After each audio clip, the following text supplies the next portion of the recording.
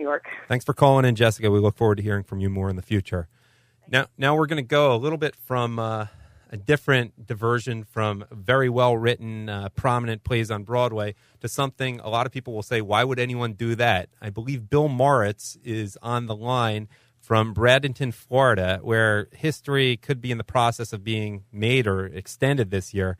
He's there for Pittsburgh Pirates Spring Training. Now, for many of you who follow pro sports, the Pirates are in unprecedented territory. They have had 19 consecutive losing seasons. It's been a long time since Barry Bonds and Bobby Bonilla were there. If you're 26 years old, you may not even remember a Pirates winning season. But Bill, you're down in Bradenton. What's the vibe down there? And I know you're a loyal fan. You're a diehard Steelers fan, but you probably get more credit for being a diehard Pirates fan. Yes, Adam. Thank you so much for having me. I am a diehard Pirates fan, and I'm so happy to be here. It's been a childhood dream. Me and my brother Rick are here since we were 5 years old. We wanted to be here to watch the players train, and it's really, really been a pleasure. It's beautiful down here. It's at 80 degrees. We're in our shorts, and we're watching all the practices. The Pirates are performing, and it's really fun watching all the coaches pump up all the young guys for the season. Yeah, they have a young team, but I think they always have a young team because you get a pretty small payroll that way. What's the general vibe? I mean, who goes down there? I mean, is everyone relatively old because those are the only people who remember the Pirates being good? Well, that's a good point. I would say me and my brother are one of the younger people here. There's a lot of older folks, probably in their 40s and their 50s. Here that's been loyal for quite some time, just waiting for one of these prospects to shine. Players like Louis Ridia, Jason Talon, all these players, so that we got some young stars here. And, one of the things is to try to spread the word to the younger fans also that there is hope.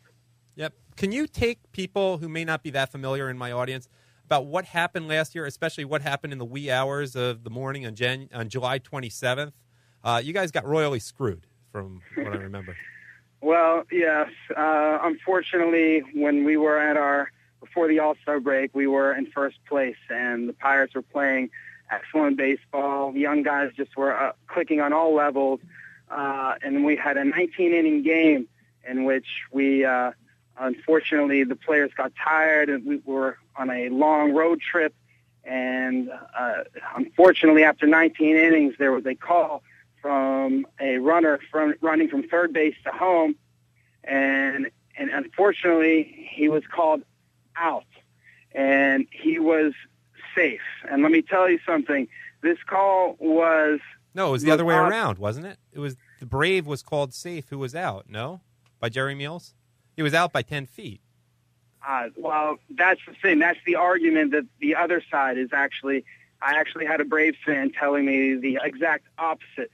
So, exactly, Adam. So, it was really one of the worst calls I've ever seen. It was very obvious. And at that point, I knew that the Pirate season was over. And these young guys just were deflated. And after that, they just immediately started to lose games. And they went from first to second to last very quickly in the standings. Yeah, I remember the Phillies swept them right after that. They looked like almost deflated as a result of that game. Let me just finally ask you, how will the Buccos, as Harry Kalas used to call them, be this year? And let me just preface this for the audience. The Cardinals lost perhaps the best player in baseball, Albert Pujols, who's now on the Angels. They're in the same division. The Brewers lost one of their two best players, Prince Fielder, who now is on the Detroit Tigers, and I guess they will have Ryan Braun. Do they have a realistic chance to win the division and finally make the postseason this year, much less have in addition to having a winning record? Well, along with the new rules this year in baseball, with the extra wild card team making the playoffs, I actually do believe that the Pirates have a chance this year. And I think the guys from last year certainly learned a lot, gained some experience. And I do believe that they do have a legitimate shot, at least, to make 500 and break that 19-year losing streak. Well, enjoy Bradenton. Where are you going to spend Purim there? I know you're observant as I am. There's not many Jews. Yes. Well, we were gonna spend Purim with the Chabad house here in Bradenton. Chabad is everywhere.